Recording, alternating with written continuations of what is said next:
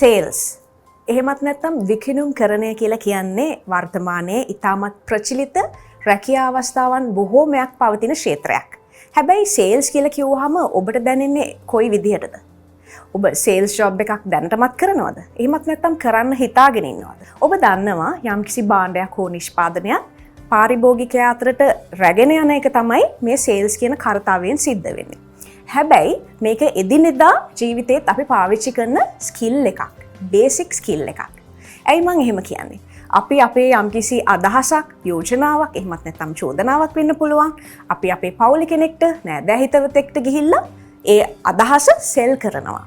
එහෙමත් නැත්නම් මොවුන්ගේ චර්යාව වෙනස් කරගන්න, නැත්නම් මොවුන්ගේ කැමැත්ත ලබා ගන්න යම්කිසි අදහසක් ඔවුන්ට කමියුනිකේට් කරනවා. ඉතින් මේකත් සෙලින්ම තමයි. ඉතින් ඒකයි මම කිව්වේ සෙලින් ස්කිල් එක කියලා කියන්නේ අපි හැමෝටම අත්‍යවශ්‍ය වෙන බේසික් ස්කිල් එකක්. සේල්ස් එහෙමත් නැත්නම් විකුණුම් කරණයේදී විකුණුම් කරුවා සහ පාරිභෝගිකයා කියන පාර්ශවයන් දෙක අතරමැද තියෙන දේ තමයි ඔබගේ භාණ්ඩය හෝ සේවාව. ඉතින් මේ කියන කාරණා තුනම පර්ෆෙක්ට් වුණොත් නැත්නම් ඒ තුනම හරියට ගලප ගත්තොත් ඔබට පුළුවන් සාර්ථක සේල්ස් කෝල් එකක් කරන්න. සේල්ස්මන් කෙනෙක් පාරිභෝගිකයාගේ ඉදිරියට යන්නට පෙර මොනවද කරන්න ඕනේ හෝම්වර්ක්? ඒ තමයි ඔහු දැනගන්න ඕනේ ඔහු සතුව තිබෙන භාණ්ඩය හෝ නිෂ්පාදනය එහෙමත් නැත්නම් ආයතනය සම්බන්ධ අවශ්‍ය දැනුම. දැනුම කියලා කිව්වහම මෙතනදී ඒ ප්‍රොඩක්ට් එකේ තියෙන ෆීචර්ස් ටික මොනවාද? ඒ ෆීචර්ස් වලින් කොහොමද පාරිභෝගිකයාට බෙනිෆිට් එකක් එන්නේ කියන කාරණය ඉතාමත්ම වැදගත්. ඔබ සේල් එක කරන්න බලාපොරොත්තු වෙන පාරිභෝගිකයා මොන වගේ කෙනෙක්ද? එහෙමත් නැත්නම් මොන වගේ ආයතනයක්ද? ඔහුගේ හෝ එම ආයතනයේ තියෙන ඉන්ට්‍රස්ට් මොනවාද? මොන වගේ ප්‍රොජෙක්ට්ස්ද, මොන වගේ බිස්නස් එකක්ද කරන්නේ කියන කාරණය තේරුම් අරගෙන එතනට යන එක ඉතාමත්ම වැදගත්.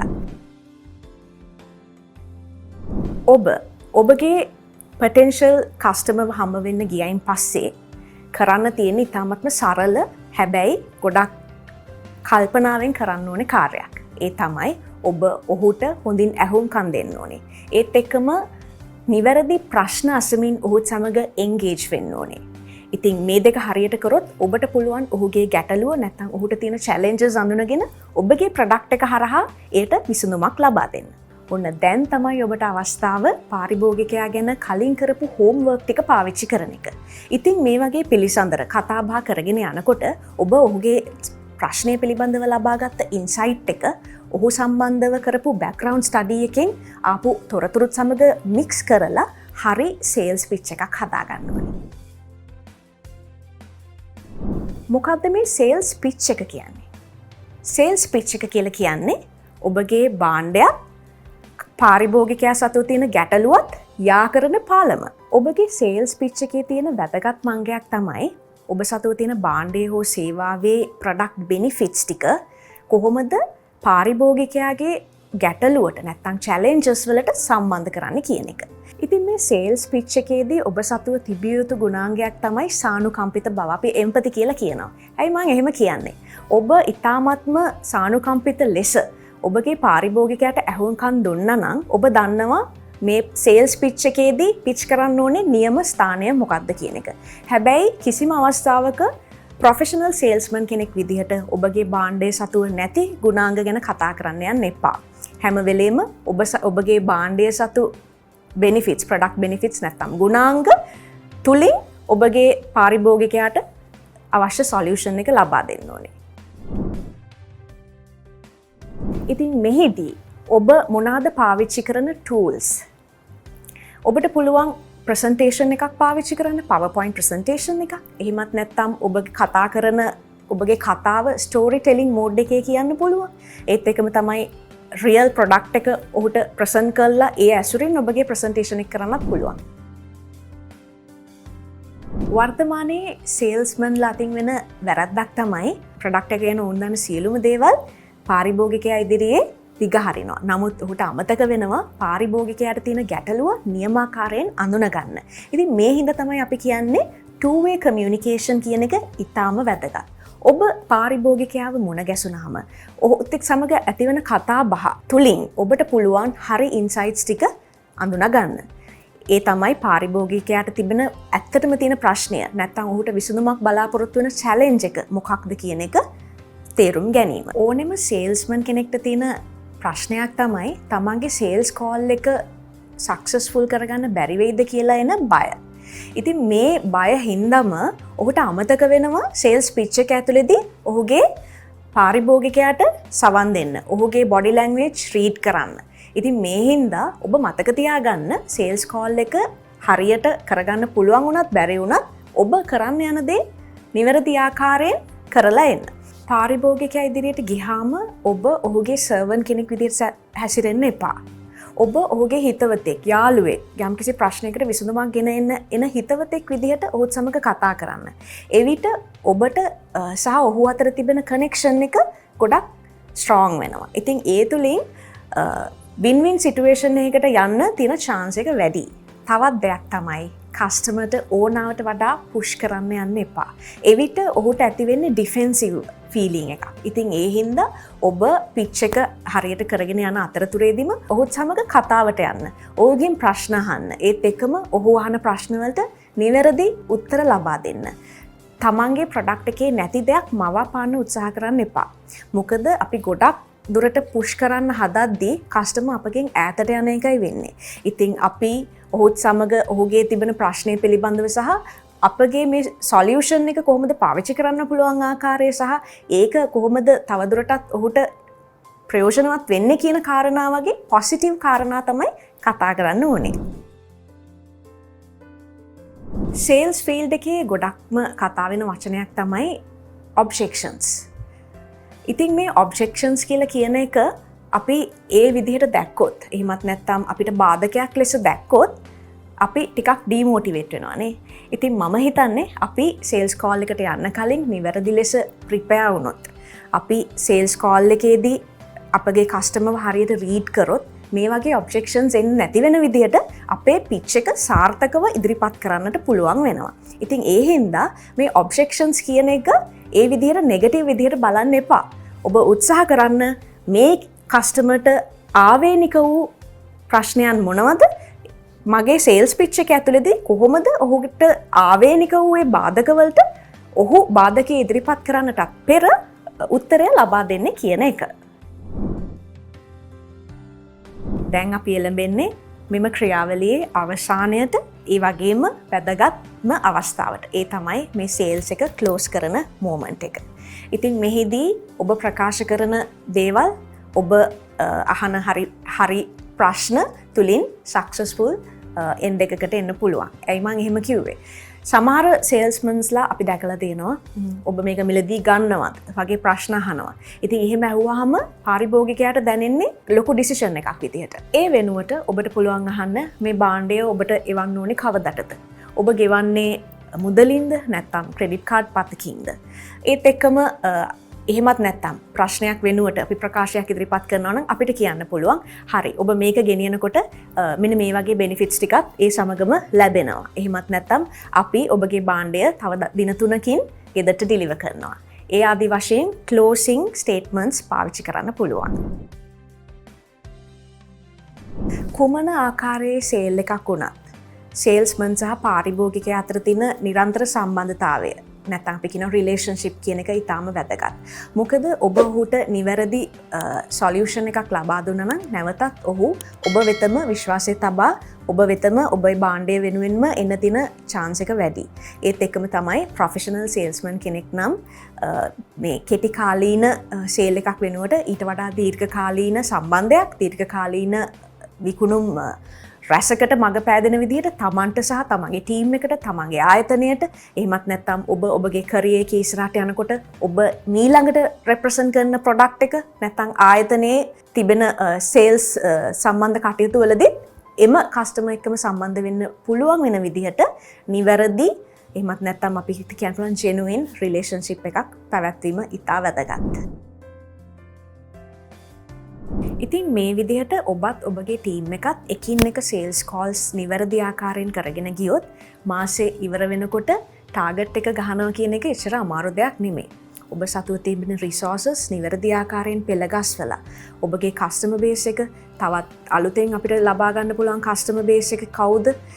මේ ටාගට් එකට යන්න නම් අපි කොච්චර නිව් කස්ටමර්ස්ලා සහ එක්සිස්ටින් කස්ටමර්ස්ලාට වැඩිපුර කොච්චර විකුණන්න ඕනේද කියන වගේ කාරණා ටික නිවැරදි ආකාරයෙන් ප්ලෑන් කරගත්තොත් ටාගට් එක අචීව් කරන එක අමාරු දෙයක් නෙමෙයි. සේල්ස් කියලා කියන්නේ ඔබට ආවේනික ශෛලිය අඳුනගෙන කරන්න ඕනේ කලාවක්.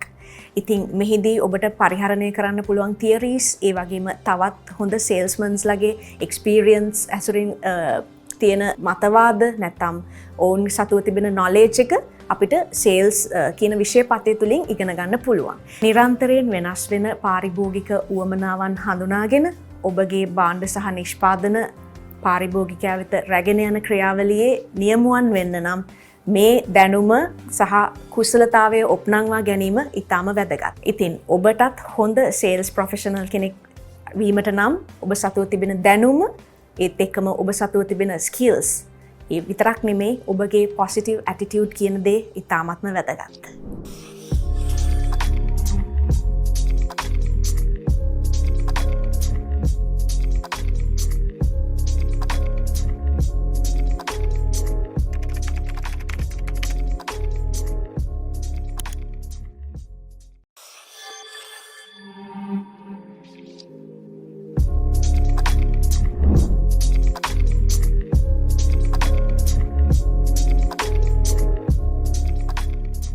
Are you a marketer? A traditional marketer? Have you ever thought about getting yourself familiarized about digital marketing? Or you still think that you can survive with your traditional marketing tactics in the future? So let me have a look at why digital marketing is emerging over traditional marketing. At current stage, the traditional marketing is running at a pace of a tortoise and digital marketing is running at a pace of rabbit. So with this speed, there's a big potential digital marketing overtakes the traditional marketing in the future. And also in your traditional marketing communication, it's only a one-way communication. But digital marketing gives you the ability to have two-way communication. Whenever you communicate it to your customer, the customer has the best chance of communicating back to you. But in traditional marketing, with the one-way communication, you don't have that ability. And your thought process and planning process in traditional marketing, it's a long way. You have to plan it in a very early stage and look at where you want to advertise and where you want to take the message and who is the target audience. This all come in a very long discussions. But in digital marketing, it's a matter of minute, it's a matter of a day. You can think of with the current context, you can go out and put your strategy or communication out. Then again, when you communicate that in a traditional marketing channel, let's say a TV, a radio, a press ad, your audience base is a very big base where it's too larger. There can be a 10% or 20% only that your exact target market. But when it's coming to digital marketing, you have the ability to target the exact market directly with a specific audience. And also you can see the companies are increasing their budgets in digital marketing, where the marketing budgets at the moment standing at minimum of 30% should be spent on digital marketing, but certain companies they spend 70%, 80% or sometimes 100% on digital marketing. So you as a traditional marketer, in your future there are job opportunities are going to become very less for a traditional marketer, where digital marketing individuals are taking that opportunity. And also keep in mind, in Sri Lanka, the traditional channels also have their digital channels. All their teledramas, the programs, everything is promoted in their digital channel. And if you go there, you can see how much of audience they have. So if the media channels can think about that as a traditional marketer, how long you should think?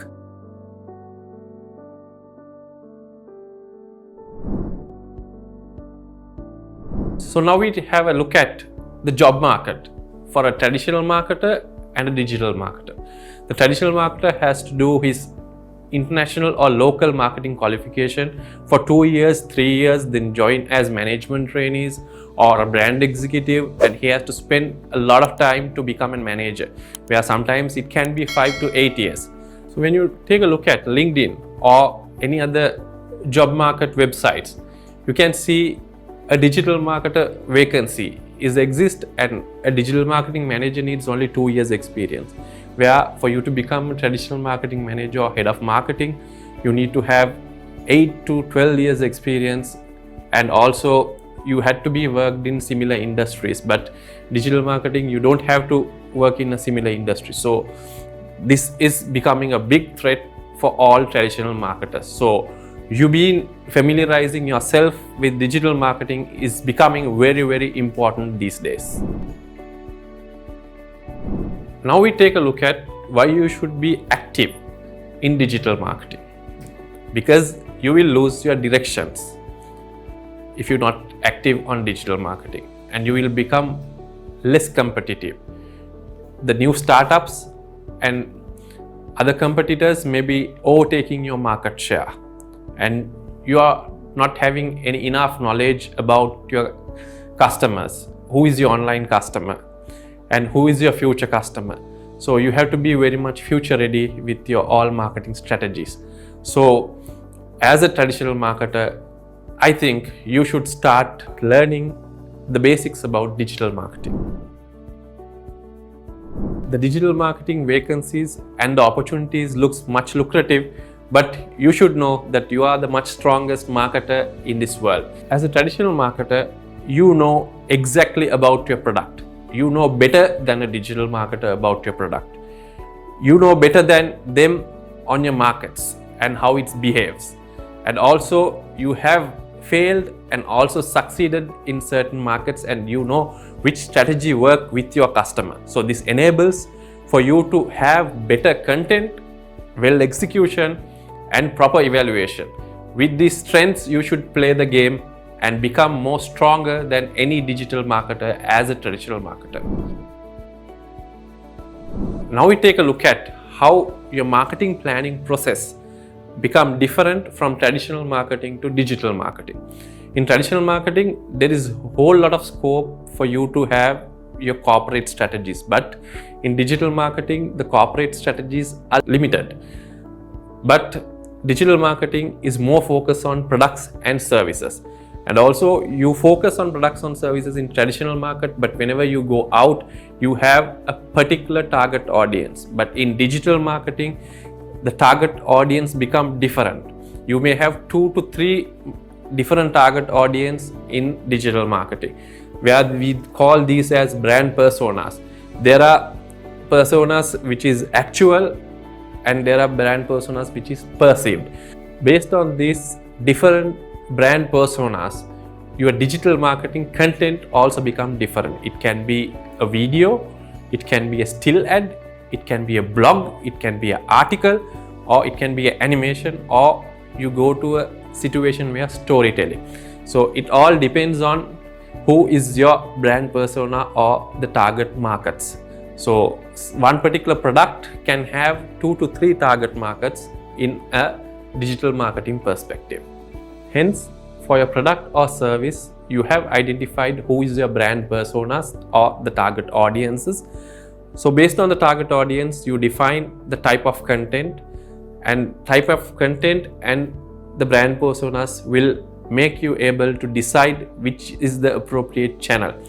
In social media, you have channels like Facebook, Instagram, Twitter, LinkedIn, and you never forget the TikTok.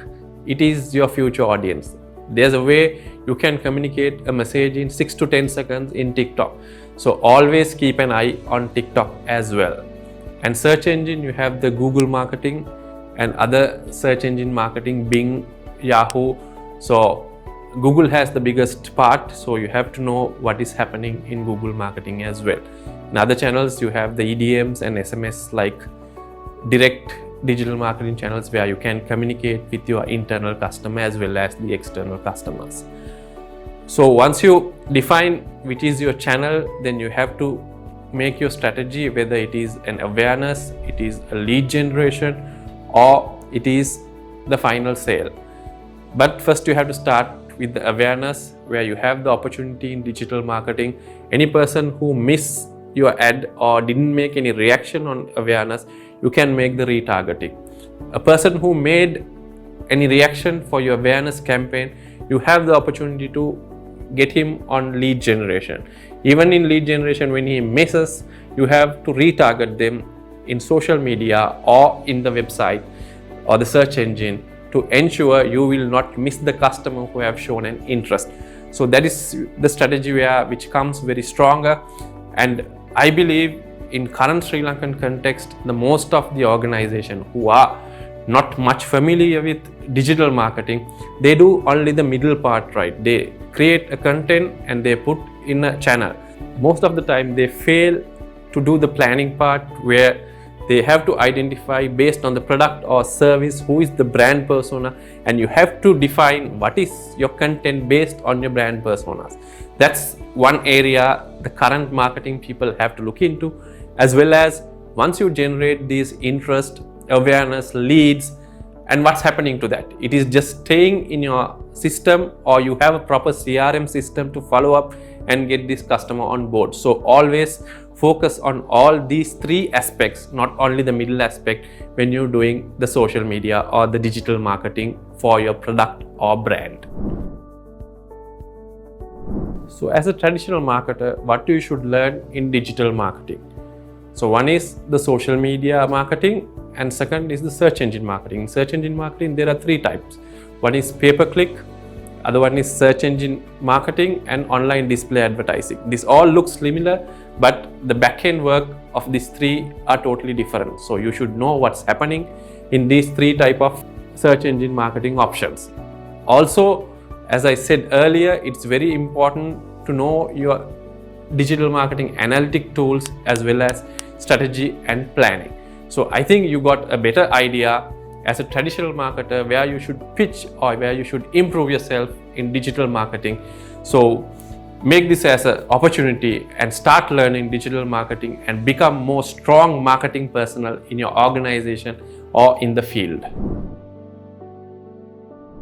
අපි මෙතෙක් දුරට කතා කරපු දේවල් වලින් දැක්කා සාම්ප්‍රදායික මාකටර් කෙනෙක්. ඒ කියන්නේ ට්‍රැඩිෂනල් මාකටර් කෙනෙක්ට තමන්ගේ තත්ත්වය වෙනස් කරගන්න කොතරම් දේවල් කරන්න ඕනේද කියලා. ඒ වගේම ඔබත් පර්සනල් සේල්ස් කරන අලෙවිකරුවෙක් විකුණුම්කරුවෙක් හැටියට මේ දේවල් තමන්ගේ ආයතනයේ ඩිජිටල් මාකටිං හරහා කරගන්නකොට ඔබට කුමක් සිදු වෙයිද? දැනට නම් ඩිස්ට්‍රිබියුෂන් හැන්ඩල් කරන එහෙම නැත්නම් B2B කස්ටමර් කෙනෙක්, ඒ කියන්නේ බිස්නස් කස්ටමර් කෙනෙක් හැන්ඩල් කරන පුද්ගලයෙක්ට නම් ලොකු ප්‍රශ්නයක් නෙවෙයි. නමුත් පර්සනල් සෙලින් කරන ඔබට අත්වන ඉරණම කුමක්ද? ඒ නිසා ඔබත් ඩිජිටල් මාකටිං සම්බන්ධව සමහර දේවල් දැනගත යුතුයි. මෙතනදී මම හිටපු ක්ෂේත්‍රයන්, මම වැඩ කරපු ක්ෂේත්‍රයන් අනුව මේ පර්සනල් සෙලින් කරන විකුණුම්කරුවන් 3 දෙනෙක්ම මම උදාහරණයකට ගන්නවා. පළවෙනි උදාහරණය හැටියට රක්ෂණ ඔප්පු විකුණන විකුණුම්කරුවෙක්ව අපි උදාහරණයකට ගමු. රක්ෂණ ඔප්පු විකුණන කෙනෙක් තමන්ගේ දේවල්, ඒ කියන්නේ රක්ෂණයක තියෙන ඇති වටිනාකම, ඒ වගේම ඇයි ඔබ රක්ෂණයක් ගත යුත්තේ කියන එක ඩිජිටල් මාකටිං හරහා ඔබට කරන්න පුළුවන්. ඔබට හොඳ LinkedIn ප්‍රොෆයිල් එකක්, එහෙම නැත්නම් YouTube channel එකක් ඔබ හදාගත්තොත් ඔබට අන් අයට වඩා ඉතාමත් ඉදිරියෙන් ඉන්න අවස්ථා ගොඩක් තියෙනවා. විශේෂයෙන් ශ්‍රී ලංකාවේ සිංහල කන්ටෙන්ට් සඳහා වැඩි ඉල්ලුමක් තියෙනවා. ඒ නිසා මේ පුද්ගලයින්ව ඔබ දොරින් දොර ගිහින් කන්වින්ස් කරනවට වඩා මේ වගේ YouTube channels, එහෙම නැත්නම් LinkedIn, ඒ වගේම අනෙකුත් social media channels හරහා ඔවුන්ව දැනුවත් කිරීම ඉතාමත් වැදගත්. එතනින් ඔබට ලොකු පෙරලියක් කරන්න පුළුවන්. උදාහරණයක් හැටියට මෑත කාලයේදී ශ්‍රී ලාංකික ගායිකාවක් තවත් කෙනෙකුගේ සින්දුවකින් තමන්ට YouTube එකේ ලොකු පෙරලියක් කරන්න පුළුවන් වුණා.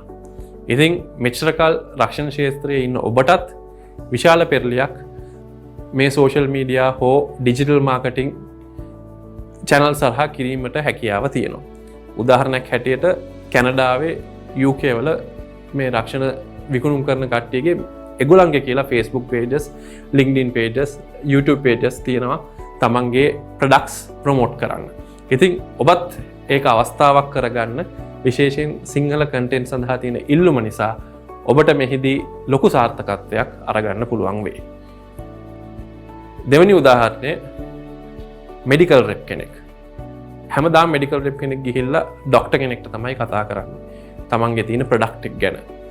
නමුත් අද අපි දන්නවා කස්ටමර් කෙනෙක් ડોක්ටර් ගාවට ගියාට පස්සේ ප්‍රිස්ක්‍රිප්ෂන් එක හම්බුනාම අනිවාර්යෙන් Google එකේ සර්ච් කරලා බලනවා. මේ බෙහෙත ගන්නෙ මොකටද? මොන වගේ අවස්ථාවකටද ගන්නෙ? මෙහි ඇති සයිඩ් ඉෆෙක්ට්ස් මොනවද? එහෙදි වැඩිපුරම තියෙන්නේ මෙඩිකල් ටර්ම්ස් පැත්තෙන්. ඒ කියන්නේ සාමාන්‍ය පුද්ගලයෙක්ට ඒ පිළිබඳව දැනගන්න පුළුවන් තත්ත්වය ඉතාමත් අඩුයි. සයින්ටිෆික් පැත්ත වැඩිපුර ගෑවිලා තියෙනවා. නමුත් ඔබේ එක්ස්පීරියන්ස් එකත් එක්ක ඩොක්ටර්ස් ලව කන්වින්ස් කරන්න පුළුවන් ඔබට සාමාන්‍ය පුද්ගලයෙක් කන්වින්ස් කරන එක මහ ලොකු දෙයක් නෙවෙයි. එහෙනම් ඔබටත් පුළුවන් YouTube channel එකක් එහෙම නැත්නම් blog එකක් අරින්න ඔයා විකුණන මෙඩිකල් ප්‍රොඩක්ට් එක මේකේ තියෙන වාසිය මොකක්ද? මේක මොකටද පාවිච්චි කරන්නේ කියන එක කස්ටමර්ට ගෙනියන්න. විශේෂයෙන් කලින් කිව්වා වගේ සිංහලෙන් මේ කන්ටෙන්ට් එක කරන්න පුළුවන් නම් මේ ළඟදී ඇති වූ කොවිඩ් තත්ත්වය නිසා ගොඩක් ෆාමසිටිකල් බ්‍රෑන්ඩ්ස් නම් මිනිස්සු හතර පැතිරෙන්න පටන් ගත්තා. හැමෝම දන්නේ ඇස්ට්‍රාසෙනිකා, ෆයිසර්, සිනෝෆාර්ම් මේ වගේ නම් වලින් කොවිඩ් වැක්සින් එකක් විතරයි තියෙන්නේ කියලා. නමුත් ඇස්ට්‍රාසෙනිකා, ෆයිසර් වගේ ආයතන වලින් මෙහි පාවිච්චි කරන ගොඩක් බෙහෙත්, ඉතාමත් හොඳ බෙහෙත් හඳුන්වලා දීලා තියෙනවා. ඔබ ඒ වගේ කම්පැනි එකක වැඩ කරන රෙප් කෙනෙක් වෙන්නත් පුළුවන්. ඉතින් මිනිස්සු ඔබේ ප්‍රොඩක්ට් නේම් එක එහෙනම් බ්‍රෑන්ඩ් නේම් එක දැනන් ඉන්න වෙලාවේ ඔබේ ජෙනරික්ස් වල බ්‍රෑන්ඩ් නේම් එක ප්‍රොමෝට් කරන්න මේක ඔබට ලොකු අවස්ථාවක්. එහින්දා මේ ඩිජිටල් මාකටිං රැල්ල ඔබට අවාසනාවන්ත තත්ත්වයක් පත් කරනවට වඩා වාසනාවන්ත තත්ත්වයක් පත් කරන තැනට ඔබම හදාගන්න. ඒක ඔබට ඉදිරි කාලයේදී ලොකු පිටුවහලක් වෙයි. මේ වගේ ප්‍රොමෝට් කරන එක කස්ටමර් දැනන් ඉන්න එක සම්බන්ධයෙන් ඔබට ගිහිල්ලා ඩොක්ටර්ටත් කියන්න ලොකු අනගිය අවස්ථාවක් තියෙනවා. එතනදී ඩොක්ටර්ත් කන්වින්ස් වෙයි ඔයාගේ ප්‍රොඩක්ට් එක කස්ටමර්ස්ලා දන්න නිසා ඊටම පහසුවෙන් ලියන්න.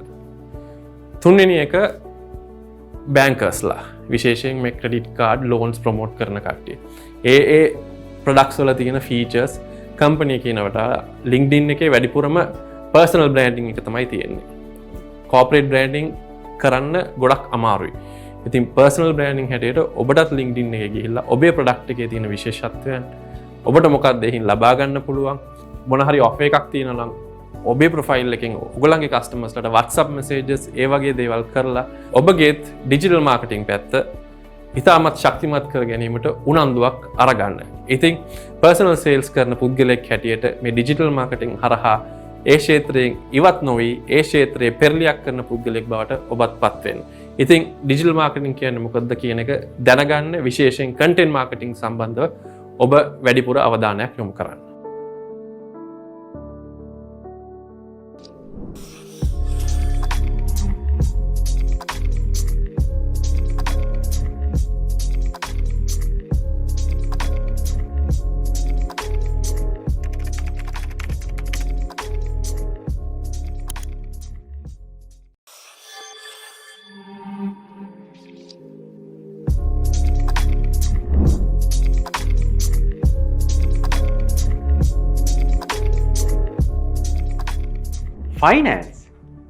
ෆයිනෑන්ස් කියන වචන ඇහුණා මොනවද හිතෙන්නේ?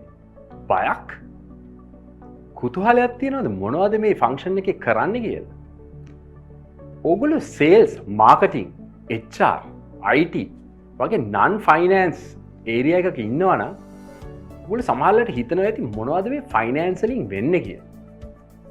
සමහරවිට අපි මේ කැමතිම නැති area එක. සමහරු කියනවා I hate numbers මචං කියලා. ඉතින් ෆයිනෑන්ස් කියන්නේ සමහරුන්ට අකමැති මේරිය එක. අපි මේ කෝස් එකෙන් කතා කරන්න යන්නේ ෆයිනෑන්ස් වල තියෙන බේසික්ස් ගැන. ඕගොල්ලෝ ජොබ් එකක නන් ෆයිනෑන්ස් ඒරියා එකක හිටියත් තමන්ගේම බිස්නස් එකක් කරත් මේ ෆයිනෑන්ස් සම්බන්ධයෙන් නම්බර් සම්බන්ධයෙන් අවබෝධයක් තියෙන එක ඉතාම වැදගත්. අපි සරල උදාහරණයක් ගමු. හිතන්න මේක එක්ක ඔයගොල්ලන්ගේ බිස්නස් එකේ නැත්තම් ඔයාගේ සේල්ස් ටීම් එක හරි ඔයාට හරි ප්‍රොමෝෂන් එකක් රන් කරන්න හිතනවා. අපි ගමු එක ප්‍රොඩක්ට් එකක් සෙලින් ප්‍රයිස් එක 100යි. මේකේ ඇවරේජ් මාසෙකට යුනිට්ස් 10ක් විකිනනවා. එතකොට අපිට මාසෙකට මේකෙන් රෙවෙනියු එක 100 10න් වැඩි කරාම 1000ක් හම්බ වෙනවා. හිතන්න මේකට ප්‍රොෆිට් මාජින් එකක් තියෙනවා 130ක. ඒ කියන්නේ හැම යුනිට් එකෙන්ම ඔයාට රුපියල් 30ක ලාභයක් ලැබෙනවා. එතකොට 10ක් විකුණුවම ඔයාට 300ක ලාභයක් ලැබෙනවා. දැන් ඔයාගේ සේල්ස් ටීම් එකේ ඉන්න කවුරු හරි ඔයාට ඇවිල්ලා කියනවා බොස් මේකට 120ක ඩිස්කවුන්ට් එකක් දුන්නොත් මට සේල් එක ඩබල් කරන්න පුළුවන් කියලා. ඉතින් ඒක ඔයා දෙනවද? කොහොමද මේ තීරණය ඔයා ගන්න? ඔයාලට බලන්න පුළුවන් 100ක් තියෙනකොට ප්‍රොෆිට් එක 30ක් තිබුණා නම් දැන් ඔයා 120ක ඩිස්කවුන්ට් එකක් දෙනකොට ඔයාගේ සෙලින් ප්‍රයිස් එක 100 ඉඳන් 80ට බහැලා. එතකොට ප්‍රොෆිට් එක 30 ඉඳන් 10ට බහැලා එක යුනිට් එකකට. දැන් කලින් 10ක් විකුණනකොට රෙවෙනියු එක 1000යි. දැන් 80 × 20 ඔයාලට 1600ක රෙවෙනියු එකක් හම්බ වෙලා. වෙනදට වැඩිය රුපියල් 600ක් වැඩියෙන් හම්බ වෙලා. නමුත් ඔයාගේ ප්‍රොෆිට් එකට මොකද වෙලා තියෙන්නේ? කලින් 30 × 10 300යි. දැන් ඔයාලට හම්බ වෙලා තියෙන්නේ 10 × 20 200යි. ඉතින් බිස්නස් එකේ යුනිට් 20ක් විකුණුවාට ඔයාලට ප්‍රොෆිට් එක 100කින් ඩ්‍රොප් වෙලා. ඉතින් ෆයිනෑන්ස් වලදී වැඩිපුරම හිතන්නේ මේ දේ ගැන. අපි සේල්ස් ඇන්ඩ් මාකටිං නැත්නම් අපි බිස්නස් එක කරනකොට අපි සන්තෝෂ වෙන්න පුළුවන්. අපි යුනිට්ස් 10ක් විකුණපු තැන දැන් යුනිට් 20ක් විකුණුවා කියලා. නමුත් අපේ ප්‍රොෆිට් එක 300 ඉඳන් 200ට බහැලා. ෂෝට් එක්ස්පයරි හරි නැත්නම් වෙන ඩිසයින් එකක් හරි වර්ෂන් එකක් හරි එනවනම් මේ කරපු ස්ට්‍රැටජි එක හරි වෙන්නත් පුළුවන්. නැත්නම් මාකට් ෂෙයා ගේන් කරන්න නම් ඕනේ ඒක හරි වෙන්නත් පුළුවන්.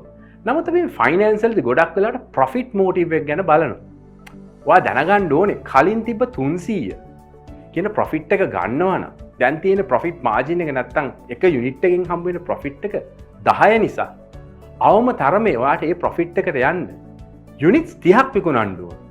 ඉතින් ඔයාගේ සේල්ස් රෙප් ඇවිල්ලා කිව්වොත් මට 120ක ඩිස්කවුන්ට් එකක් දෙනවද කියලා. ඔයා 20ක් දෙනවා නම් එයාට කියන්න ඕනේ ඩබල් කරලා හරියන්නේ නැහැ. මේ සේල් එක 3 ගුණයක් කරන්න ඕනේ කියලා. ඉතින් ඒ වගේ සරල ඔයාගේ නම්බර් සම්බන්ධයෙන් දැනුවත් වීම ඉතාම වැදගත්. මේ අපි කතා කරේ ප්‍රොෆිට් එක ගැන කොහොමද ඔයා දැනුවත් වෙන්න ඕනේ කියලා. ඉතින් කම්පැනි එකක ෆයිනෑන්ෂල් ස්ටේට්මන්ට්ස් ප්‍රොෆිට් එක ඇතුළුව ෆයිනෑන්ෂල් නම්බර්ස් ගැන ස්ටේට්මන්ට්ස් කීපයක් තියෙනවා. අපි බලමු මොනවද මේ බේසික් ෆයිනෑන්ෂල් ස්ටේට්මන්ට්ස් කියලා. ෆයිනෑන්ෂල් ස්ටේට්මන්ට්ස් ප්‍රධාන ෆයිනෑන්ෂල් ස්ටේට්මන්ට් එකක් තමයි ප්‍රොෆිට් ඇන්ඩ් ලොස් account එක. මේක නූතනයේදී කියනවා ස්ටේට්මන්ට් ඔෆ් ෆයිනෑන්ෂල් පර්ෆෝමන්ස් කියලා. මේක යම් දිනයකට ඒ කියන්නේ මාර්තු 30කට නැත්නම් ෆයිනෑන්ෂල් ඉයර් එකට එන්ඩ් එකට නැත්නම් ක්වෝටර් එකේ එන්ඩ් එකට තමයි අපි රිපෝට් කරන්නේ. එතකොට මේකෙන් බලන්නේ කම්පැනියේ කොච්චර බොටම් ලයින් එක. මොකක්ද මේ බොටම් ලයින් කියන්නේ? ඒ කියන්නේ අවසානයේදී අපි ලබා ගන්න ප්‍රොෆිට් එක මොකක්ද? අපි කියනවා රෙවෙනියු එකට. ඒ කියන්නේ අපි කරන සේල් එක අනුව. ඒක රිටර්න්ස් අඩු කරලා එන net sale එක ඒක টপ ලයින් එක. යටින්ම තියෙන්නේ බොටම් ලයින් එක. ඉතින් මේ ඔයගලන්ට පේන්නේ තිරේ profit and loss account එක නැත්නම් statement of financial performance. ඉතින් ඔයගලන්ට බලන්න පුළුවන් මේකේ තියෙනවා layers කීපයක්. පළවෙනි layer එක gross profit එක. ඒ කියන්නේ revenue එකෙන් cost of goods අඩු කරාම ඔයාට එන gross profit එක. ඊට පස්සේ operational expenses අඩු කරාට පස්සේ ඔයාට එන operational profit එක. ඊළඟට අපි ගන්නවා profit before taxes. ඊළඟට tax අඩු කරාම profit after taxes. මේ හැමදේම බලන්නේ බිස්නස් එකේ තියෙන ප්‍රොෆිට් එක මොකක්ද කියන දේ. ඉතින් වැදගත් වෙන ෆයිනෑන්ෂල් ස්ටේට්මන්ට් එකක් තමයි P&L කෙටියෙන් හඳුන්වන profit and loss නැත්නම් අපි කියනවා statement of financial performance. දෙවැනි ෆයිනෑන්ෂල් ස්ටේට්මන්ට් එක තමයි balance sheet එක. අහලා ඇති. ඒකට අපිත් කියන තවත් නම statement of financial position. position කිව්වම ඔයගලන්ට තේරෙනවා ඉන්න ස්ථානය ගැන. අවුරුද්දක් අවසානයේදී ඉන්න අවස්ථාවකදී කම්පැනි එකේ ෆයිනෑන්ෂල් පොසිෂන් එක මොකක්ද? කෙටියෙන්ම ඔයගොල්ලෝ දන්නවා accounting formula එක තමයි assets equal equity plus liability. ඉතින් මේ දෙපැත්ත සමාන කරන එක තමයි balance sheet එකකින් වෙන්නේ. මේකෙන් අපිට සරලව කිව්වොත් එහෙම බලා ගන්න පුළුවන් කම්පැනි එකේ පොසිෂන් එක සම්බන්ධයෙන් ස්ටැබිලිටි එක සම්බන්ධයෙන් key information දැනගන්න පුළුවන්. අපි කතා කරමු රේෂෝ ඇනලිසිස් කියලා දෙයක් තියෙනවා. ඊළඟට කතා කරමු කොහොමද මේ බැලන්ස් ෂීට් එකෙන් මේ මොනවද කම්පැනි එකේ ස්ටැබිලිටි සම්බන්ධ දැනගන්න පුළුවන් රේෂෝස් කියලා. තුන්වෙනි ෆයිනෑන්ෂල් ස්ටේට්මන්ට් එක තමයි ස්ටේට්මන්ට් ඔෆ් කෑෂ් ෆ්ලෝ. මේකෙන් බලන්න පුළුවන් කම්පැනි එකට එන සහ යන කෑෂ් ෆ්ලෝස්. කම්පැනි කොච්චර කෑෂ් තියෙනවද කියලා. ඉතින් ප්‍රධාන වශයෙන් කෑෂ් ෆ්ලෝස් ඒරියාස් තුනකට අපි බලනවා. ඒ තමයි cash flows from operating activities, cash flows from financing activities, තුන තමයි cash flows from investing activities. ඉතින් මේ කියන activities වලින් කොහොමද කම්පැනි එකට සලකන කාලයක් ඇතුළත cash flows ඇවිල්ලා සහ පිටතට ගිහිල්ලා තියෙන්නේ කියලා. ඉතින් මම කලින් කිව්ව විදිහට මේ statements සහ මේ කියන documents දිහා නිකම් බලලා වැඩක් නැහැ. මේකෙන් අපි යම්කිසි මේවා data වෙන්න පුළුවන් ඔයාලට. මේවෙන් කොහොමද ඉන්ෆර්මේෂන් එක ඩිරයිව් කරන්න ඔයාට තීරණයක් ගන්න කියන දේ තමයි ඔයා හිතන්න ඕන. ඉතින් අපි මුලින්ම කිව්වා PNL එකේ ඔයාට මොනවද ඩිරයිව් කරන්න පුළුවන් ඉන්ෆර්මේෂන් මොනවද අපි මේවට කියන රේෂියෝ ඇනලිසිස් කියලා. ඒ කියන්නේ අපි බලනවා මේ තියෙන ඩේටා වලින් යම්කිසි කැල්කියුලේෂන් එකක් කරලා යම්කිසි තීරණයකට ඉන්පුට් එකක් දෙනවා. ගොඩක් වෙලාවට පර්ෆෝමන්ස් සම්බන්ධයෙන් කම්පැනි පර්ෆෝමන්ස් සම්බන්ධයෙන් තීරණ ගන්න පුළුවන් මේ PNL එකේ. අපිට බලන්න පුළුවන් අවුරුදු දෙකක් අතරතුර growth එක. අපි කියනවා මේකට year on year growth. නැත්තම් same period last year වලට වැඩිය මේ අවුරුද්දේ මාර්තු 31 වෙනකොට කොච්චරක් grow වෙලාද? පළවෙනි quarter එකේ, පළවෙනි half එකේ මේ දේ ඔයාලට බලන්න පුළුවන්. ඒ වගේම බලන්න පුළුවන් දෙයක් තමයි profitability. profit එක කියන්නේ මේ absolute value එක. නමුත් profitability කියන්නේ ගොඩක් වෙලාවට මේ profit එක sale එකකින් බෙදුවහම කොච්චර ප්‍රතිශතයක් තියෙනවද profit එකක් විදිහට. ඉතින් gross profit margin, operating profit margin. ඒ වගේම තවත් තියෙනවා profitability ratios EBITDA කියලා. earnings before interest tax කියන දේවල් ඔයාලට බලන්න පුළුවන්. සමහරවිට මේක ඉදිරියට යනවා earnings before interest and tax and depreciation and amortization කියලා. ඉතින් EBITDA වගේ ඔයාලට බලන්න පුළුවන් key ratios. මේවෙන් බලන්නේ කම්පැනි කොච්චරක් දුරට හොඳට perform කරනවාද කියලා. year on year growth එකත් profitability. දෙවනියට අපි කිව්වා financial position නැත්නම් balance sheet එකේ අපි කිව්වා stability ගැන තමයි බලන්න කියලා. කම්පැනි කොච්චර ස්ටේබල්ද? ඔයගොල්ලෝ දන්නවා කම්පැනි එකට අපි මූල් ප්‍රාග්ධනය යොදවන්නේ නැත්නම් සල්ලි යොදවනකොට තමන්ගේ දින්න ඉන්වෙස්ටර්ස් ලගේ ඉක්විටි නැත්නම් ප්‍රාග්ධනය යොදවන්න පුළුවන්. ඒ වගේම නැත්නම් බැංකුවකින් හෝ මූල්‍ය ආයතනයකින් ලෝන් එකක් කරන්න පුළුවන්. ඉතින් මේකෙදී අපි මූල්‍ය ආයතනයකින් ගන්න ලෝන් එකට අපි ඩෙට් කියලා හඳුන්වනවා. ප්‍රාග්ධනය ඉන්වෙස්ටර්ස් ලගෙන් ගන්න දේට අපි කියනවා ඉක්විටි කියලා. අපි බලනවා මේ පොසිෂන් එකේදී ස්ටැබිලිටි සම්බන්ධයෙන් මේකේ තියෙන ස්ටැබිලිටි බලන්නේ අපි කී රේෂියෝ එකක් තියෙනවා ගියරින් රේෂියෝ කියලා. ඔයගොල්ලන්ට ස්ක්‍රීන් එකේ පේන්නේ කොහොමද මේ ගියරින් රේෂියෝ එක හදන්නේ. මේ ගියරින් රේෂියෝ එක බලන්නේ ඩෙට් ඕවර් ඉක්විටි නැත්නම් ඩෙට් ඕවර් ඩෙට් ප්ලස් ඉක්විටි කියන දේෙන් බලනවා කොච්චරක් අපි කෙටියෙන්ම කිව්වොත් කොච්චරක් ණය වෙලා තියෙනවද කියලා. ඔයගොල්ලෝ සමහරලාට අහලා ඇති රටක් සම්බන්ධයෙන් කිව්වහම GDP එකෙන් කොච්චර percentage එකක් loans තියනවද බලනවා. ඒ වගේම තමයි ඉක්විටි සාපේක්ෂව කොච්චරක් දුරට ඩෙට් තියෙනවද. අපි බලනවා මේ අනුව කම්පැනි කොච්චර ස්ටේබල්ද කියලා. තවත් අපිට බලන්න පුළුවන් කී රේෂියෝ එකක් තමයි කම්පැනි එකේ තියෙන ලික්විඩිටි. නැත්තම් අපි සිංහලෙන් කියන ද්‍රවශීලතාවය සම්බන්ධ. කොච්චරක් ready cash තියෙනවද? අපිට day to day operation එක කරන්න කොච්චරක් cash available. මේක අපිට බලන්න පුළුවන් current assets සහ current liability අතර තියෙන සම්බන්ධය. ඔයගලන්ට පේනවා ස්ක්‍රීන් එකේ කොහොමද මේ රේෂියෝ එක කැල්කියුලේට් කරන්නේ කියලා. ඉතින් අපි ගොඩක් වෙලාවට මේ රේෂියෝස් කැල්කියුලේට් කරලා එක්ක කම්පැනි හදාගත්ත ස්ටෑන්ඩඩ් එක ඒකත් එක්ක බෙන්ච්මාර්ක් කරලා බලනවා අපි කොතනද ඉන්නේ කියලා. නැත්තම් සමහරවිට අපි දන්න ඉන්ඩස්ට්‍රි එකේ ස්ටෑන්ඩඩ් එක මොකක්ද? ඉන්ඩස්ට්‍රි එකේ කරන්ට් ඇසෙට් රේෂියෝ නැත්තම් ක්වික් ඇසෙට් රේෂියෝ එක මොකක්ද? මේ දේවල් බලලා අපි තීරණය කරන අපි ඉන්න ස්ථානය කොහෙද කියලා. ඉතින් රේෂියෝස් ඩාටි කීපයක් තියෙනවා. performance සම්බන්ධයෙන්, stability සම්බන්ධයෙන්, liquidity සම්බන්ධයෙන්.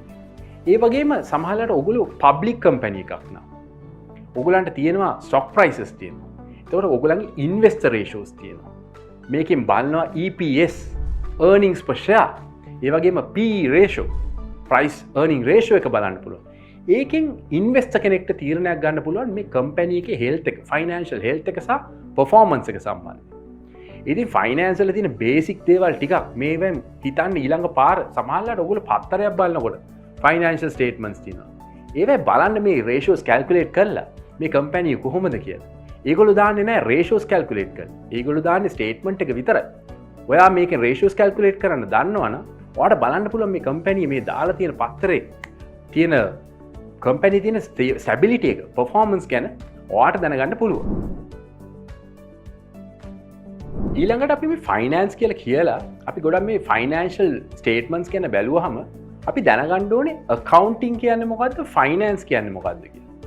accounting වල ගොඩක් වෙලාවට තියෙන මේ financial reporting, ඒ වගේම documentation, මේ කියන statements හැදීම වගේ ගොඩක් reporting සහ documentation part එක. finance වලදී තියෙනවා තීරණ ගන්න, financing decisions, investment decisions. ඒ වගේ දේවල් ඔයාලට තියෙනවා. අපි accounting සම්බන්ධයෙන් ගත්තත් accounting roots තියෙනවා. ඒ කියන්නේ typical financial accounting. මේ සම්බන්ධයෙන් ගත්තම ගොඩක් cost accounting තියෙනවා. ඔයාට chartered නැත්නම් ACCA වගේ courses කරලා financial accounting පැත්තෙන් master කරන්න පුළුවන්. අනිත් area එක තමයි management accounting. ඒ පැත්තෙන් ගත්තම ගොඩක් වෙලාවට company performance management පැත්තෙන් ඔයාට තීරණ ගන්න පුළුවන් overhead සම්බන්ධයෙන් contribution ඒ වගේ දේවල් ගැන ඔයාට දැනුමක් ලබා ගන්න පුළුවන්. විශේෂයෙන්ම සීමා වගේ course එකකින් ඔයාට management accountant කෙනෙක් වෙන්න පුළුවන්. අපි accounting ගැනම බලනකොට තවත් area එකක් තමයි auditing සහ taxation. මේවා වෙනම areas. company එකේ තියෙන financial statements සහ තියෙන transactions audit වෙනවා. ඔයගොල්ලෝ අහලා ඇති internal සහ external audit තියෙනවා. ඒ වගේම ඕනේ business එකක් tax ගෙවන්න ඕන. මේ taxation වෙනම හදන්න තවත් accounting වල area එකක් තියෙනවා taxation කියලා. අපි බලමු accounting, taxation, auditing වලින් පොඩ්ඩක් එහාට ගිහිල්ලා finance manager කෙනෙක් නැත්තම් finance වල ඉන්න කෙනෙක් ගන්න ඕන ප්‍රධාන තීරණ මොනවද? මොනවද මේ finance manager කෙනෙක්ගේ daily life එකේදී ඒගොල්ලෝ ගන්න තීරණ කියලා. ඉතින් finance manager කෙනෙක්ට ගන්න තියෙන ප්‍රධානම තීරණ තුනක් නැත්නම් 3 key decisions තමයි. පළවෙනි එක financing decision එක. ඒ කියන්නේ ඔයාගේ business එකට මූල්‍ය යොදවන්නේ කොහොමද කියන දේ. මම කලින්ුත් කිව්වා මූල්‍ය යොදවන්න තියෙන ක්‍රම දෙකක්. එකක් තමයි අපේ තියෙන investors ලාගේ දාන්න පුළුවන් අපිට equity fund කරන්න පුළුවන්. දෙවෙනි කාරණේ අපිට loan එකක් අරගෙන බැංකුවක් වේවා ෆයිනෑන්ෂල් ඉන්ස්ටිටියුෂන් එකක් වේවා ඒ පැත්තකින් අපිට ලෝන් එකක් දාන්න පුළුවන්. මේකට අපි කියනවා ඩෙට් කියලා. මේ තීරණේ ලේසි නැහැ. මොකද අපි අපේ ඉන්වෙස්ටර්ස්ලට රිටර්න් එකක් ගෙවන්න ඕනේ. ඒගොල්ලෝ සමහර වෙලාවට බැංකුවෙන් දෙන ලෝන් එක අපි හිතමු 10% කියලා. ඉන්වෙස්ටර් කෙනෙක් සමහර වෙලාවට 17ක් 20ක් ඉල්ලන්න පුළුවන්. ඉතින් අපි හිතුවට ණය නොවි බිස්නස් කරනවා කියලා සමහර වෙලාවට අපිම බිස්නස් එකට සල්ලි දැම්මොත් අපිට ලොකු රිටර්න් එකක් අවශ්‍ය වෙනවා. කෙනෙක්ගෙන් සල්ලි අරගෙන දැම්මොත් එහෙම සමහරවිට එයා ලොකු රිටර්න් එකක් බලාපොරොත්තු වෙනවා. නමුත් බැංකුවකින් අරගත්තාම මේ percentage එක අඩු වෙන්න පුළුවන්. ඉතින් ගොඩක් වෙලාවට මේ decision එකේදී finance manager කෙනෙක් capital structure එකක් හදාගන්නවා. ඒ කියන්නේ debt සහ equity එකතු කරලා capital structure එකක් හදනවා.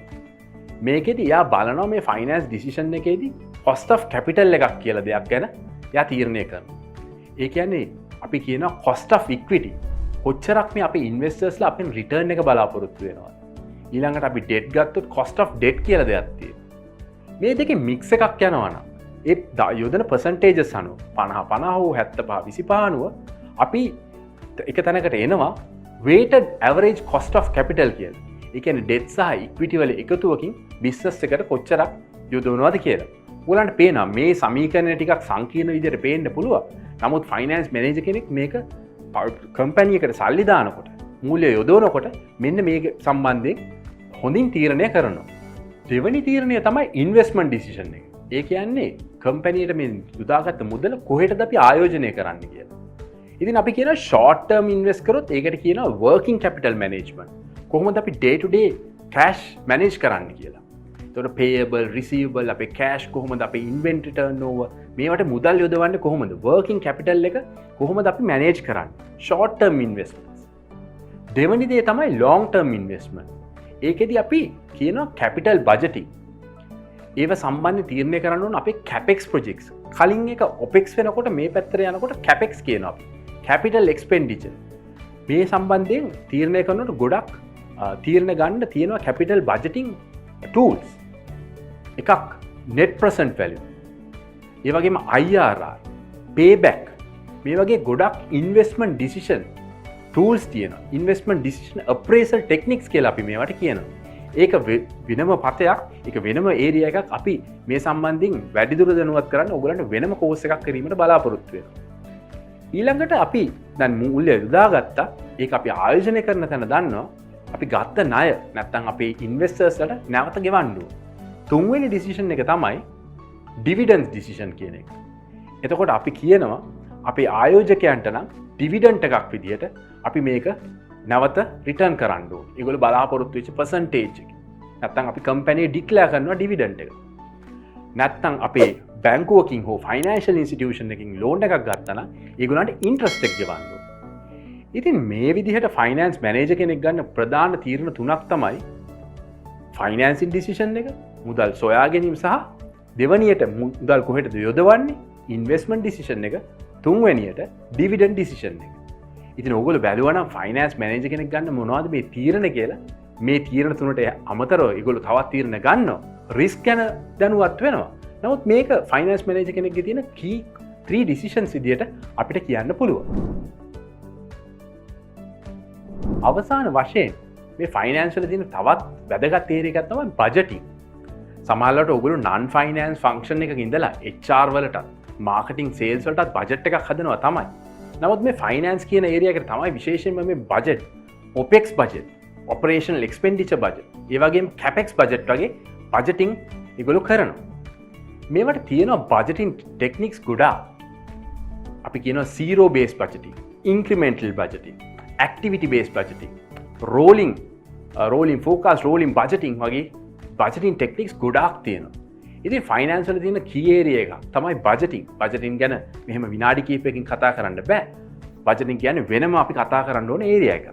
ඉතින් අද අපි මේ කෝස් එකෙන් ඉගෙන ගත්තේ ෆයිනෑන්ස් වල තියෙන බේසික්ස් ගැන. මොනවද මේ ෆයිනෑන්ෂල් ස්ටේට්මන්ට්ස්?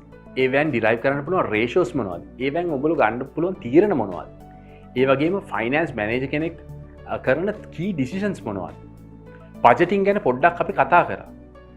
ඉතින් ඕගලන්ට ෆයිනෑන්ස් සම්බන්ධයෙන් විශේෂයෙන්ම non finance function එකක ඉන්න ඔයාට ෆයිනෑන්ස් සම්බන්ධයෙන් හොඳට දැනුවත් වෙන්න අපි මේ කෝස් එක මාස්ටර් ක්ලාස් එකක් විදිහට පැවැත්වෙනවා.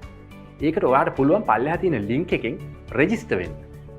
ඉතින් අපි මේ වගේම කෝස් එකකින් තවත් දවසක හම්බ වෙමු.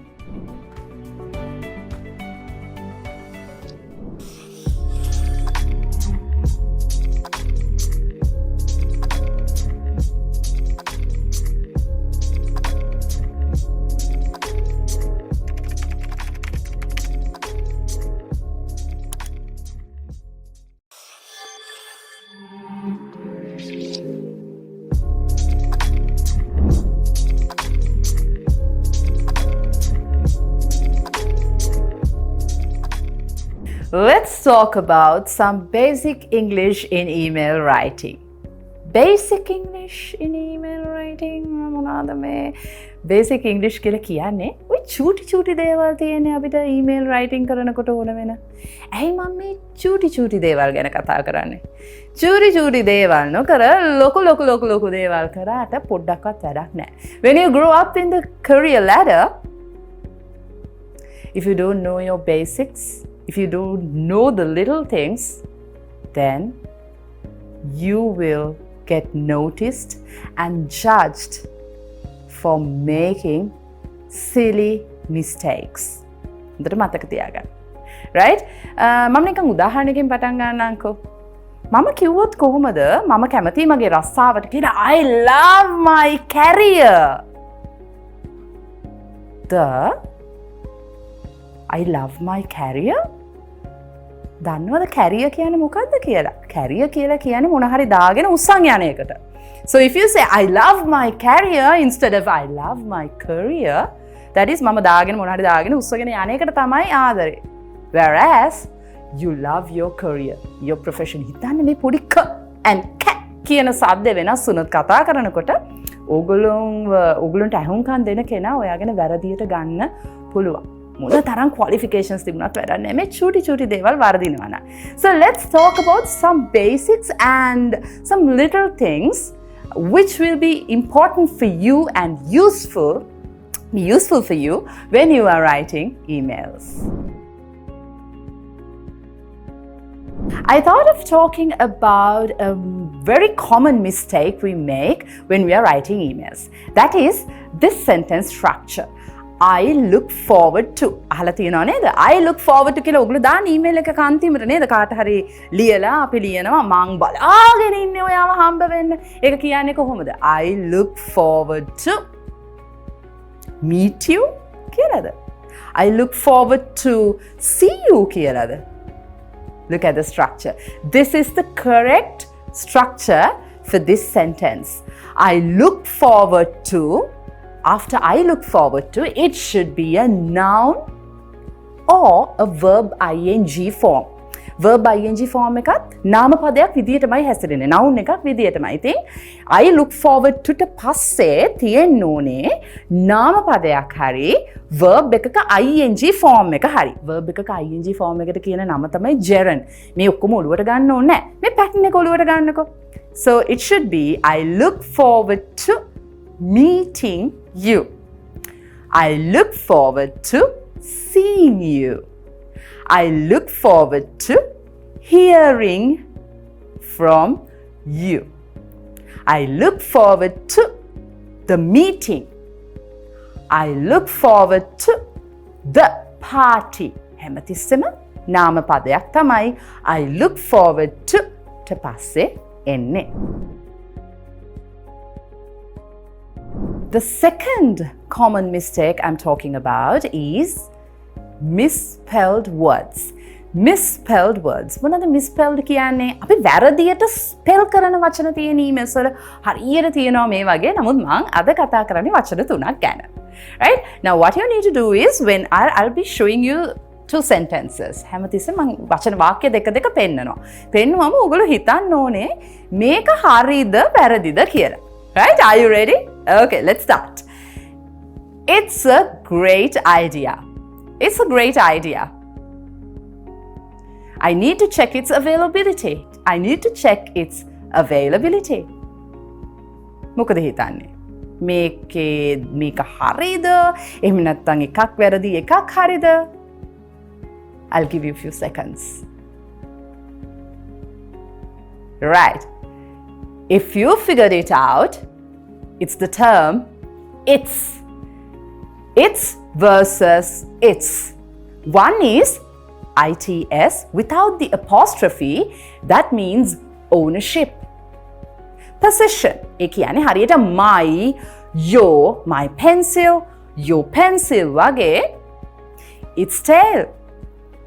ඒකේ නැත්තම් උගේ කියන මීනින් එකෙන් එන්න තමයි අපි පාවිච්චි කරන්නේ අයිතිය හැඟවෙන පදයක් විදිහට. මේ its කියන එක පාවිච්චි කරන්නේ. නමුත් it apostrophe s උඩුකමාවත් එක්ක එන්නේ. it උඩුකමාවත් එක්ක s එන්නේ. ඒ ඇවිල්ලා එක්ක it is එහෙම නැත්තම් it has. එහෙනම් ආයි අපි අර ඉස්සලා දාපු sentences දෙක හරිද වැරදිද බලමු. It's a great idea. I need to check its availability. Then it's a great idea එකේ මම කියන්නේ it is a great idea නේ. එහෙනම් මොකක්ද එන්න ඕනේ? It should be it apostrophe s a great idea. And then the second one, I need to check its availability. I need to check its availability. ඒක available ද නැද්ද කියලා ඒක ගැන ඒකේ මොකක් හරි ඒකට අයිති දෙයක් ගැන මම බලන්න ඕනේ. එහෙනම් මොකද්ද? එහෙනම් මෙතනට එන්නේ it's. ඉතින් මේ it is හරි it has එහෙම නැත්නම් it's කියන වචන දෙක අතර අපි පොඩ්ඩක් දෝලණය වෙනවා ඊමේල් ලියනකොට. මේක ගැන කල්පනාවෙන්. The next pair is effect and affect. බලන්න මේක pronounce කරනකොට there is a difference. Effect, EFFECT, effect, AFFECT, affect. Effect and affect. Are these the same? හරියට අපිට උවමනා වෙන වචන දෙකක් මේ හොඳේ. ඒ වගේම හරියට පැටලෙන වචන දෙකක් ගොඩක් පටලව ගන්න වචන දෙකක්. Look at these sentences. This can affect your health. This can affect your health. This has a significant effect. This has a significant effect. මොකද හිතන්නේ? I'll give you a few seconds. තේරුණාද? Yes, both these sentences are incorrect. Effect කියලා කියන්නේ effect. එක කියන්නේ බලපෑමට නාම පදයට. බලපෑම effect. Affect කියලා කියන්නේ බලපානවා the verb. Now look at the sentences. This can affect your health. This can affect. මේකට පුළුවන් බලපෑමක් ඇති කරන්න. So it should be the verb affect your health. And this has a significant effect. සැලකිය යුතු පමණින් තියෙන බලපෑමක් තියෙනවා. Significant effect. පටලව ගන්න එපා. Effect and effect. The next two pairs, accept and accept. Now the pronunciation has no difference. Accept, accept. අපි කතා කරනකොට මේක එකම විදියට වගේ තමයි ඇහෙන්නේ. But there is a difference. E-X-C-E-P-T, S-E-C-E-P-T. Accept, accept. Look at the two sentences. Please accept my apologies. Please accept my apologies. And the second one, you have to come to work, except Monday. You have to come to work every day, except Monday. I'll give you a few seconds to think. Yes, you figured it out. E-X-C-E-P-T, accept is හැර. එහෙනම් බලන්න second sentence එක දිහා. You have to come to work every day. ඔයා හැමදාම වැඩට එන්න ඕනේ සඳුදා හැර. You have to come to work every day except Monday. Except Monday. Sanduda Hara. It should be except Hara. And the first one, please accept my apologies. Please accept my apologies. Munada. Accept Baragan. Then Baragan tiyana tanata Haradala, Haratiyana tanata Baragana then mama Harima Janjaliak tamai venne. So be mindful when you are using the term accept and accept. What do you know about capitalizing? Capitals matakada podi kale api igena gannawa capital letters කියලා දෙයක්. පොඩි කාලේ ඉගෙන ගත්ත මොන්ටිසරි එක වගේ මතකයි දැන් නම් මතක නෑ තමයි emails ලියනකොට ගොඩක් capital letters ගැන. So let's recall some of the rules, some of the basic rules in capitalization. Always start a sentence, the first word of that sentence, the first letter of that word should be a capital. The company has announced, the company, the T එක capital. මේක ගොඩක් පැටලෙනවා. ඔය simple අකුරු වලින් type කරගෙන යන ඕනේ. ඉතින් ඊමේල් එකේ auto correction දාලා grammar දාලා හරි correct වුණොත් හොඳයි. නැත්තම් ඔය ටයිප් කරගෙන යනවා. මේක චූටි දෙයක්. ඒ වුණාට මේ දේවල් වලින් ඕගොල්ලෝගේ professionalism කියන එක පේනවා. And then you should always capitalize the first letter of a name. A company name. If it is a name of a town, a country, a village, you should capitalize it. We are recruiting Kamal. Kamal ke K akura capital. For the Colombo branch, Colombo C eka capital, as you can see now. And the next one is, you should capitalize I if you have I in a sentence. I කියන්නේ නිකන් I අකුර නෙමෙයි අපි I කියලා කියන්නේ මම pronoun එක, you need to capitalize that. And then if there is a day, a month, a holiday, you need to capitalize that. Look at this example. I will see you on Monday. Monday, M make a capital.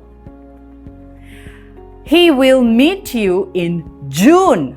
June wala J ka capital. It is a poya holiday.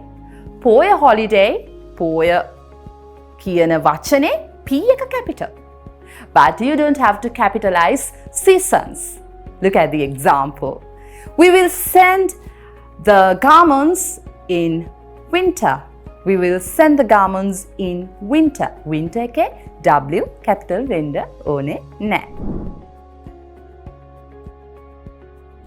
Imagine that you go to a party and you dance. ලස්සන සින්දුවක් යනවා, නටනවා, ඔගොල්ලෝ නටනවා, දිගටම නටනවා. Now people are watching. නටනවා එකම step එක තමයි නටන්නේ. Now you have overused this same step. එකම නැටුම මොකද වෙන්නේ? ටික වෙලාවක් යනකොට මිනිස්සුන්ට මොකද වෙන්නේ?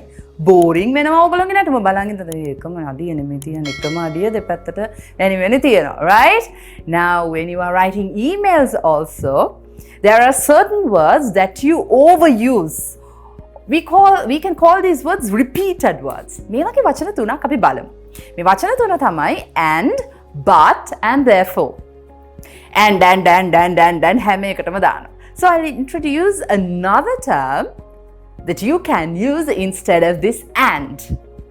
Look at the example. You will get an increment and a promotion. ඔන්න දැන් මම and එක replace කරනවා මොකෙන්ද?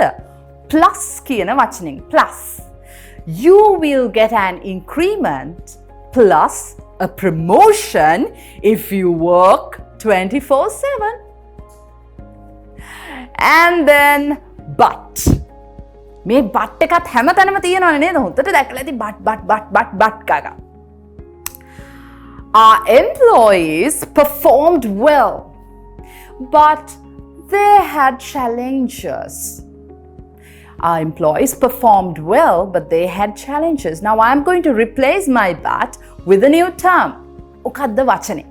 but කියන්නේ ගොඩක් අපි casual conversations වල පාවිච්චි කරන වචනයක් නේ. මොකද්ද අපිට ලියන්න but වෙනුවට තියෙන වචනේ? However, right? Now I'm going to replace it. Our employees performed well. However, they had many challenges. බලන්න කොච්චර ලස්සනද කියලා. ඉතින් but එකක් දෙකක් හලලා however එකක් දැම්ම නම් අනිත් පාර හරි ලස්සනට තියෙයි email එක. The next term is therefore. Therefore කියන්නේ මොකද්ද? ඒ නිසා our employees performed well. Therefore, they will get increments. Our employees performed well. ඔන්න මම replace කරනවා. Hence, they will get their promotions. බලන්න අනිත් පාර දාලා අලුත් වචනයක්. And වෙනුවට plus, but වෙනුවට however, therefore වෙනුවට hence. කොයිතරම් වෙනසක් දැනේද කියලා ඕගොල්ලන්ට උනා. Do you also say send me that report ASAP? Send me that report soon? Send me that report when you can? Or send me that report quickly? මොනවාද මේ වචන? ASAP, quickly, soon, when you can.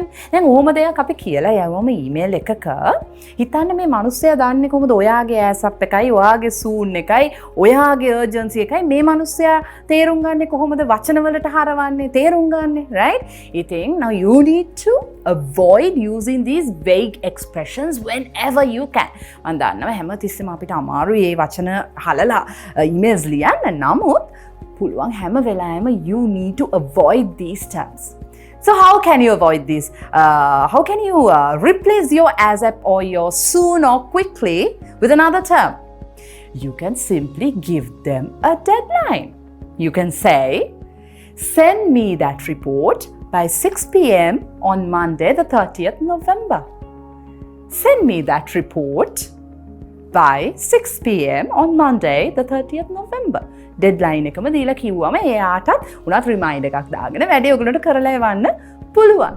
With the basics you learned today, I hope you will enjoy writing emails next time.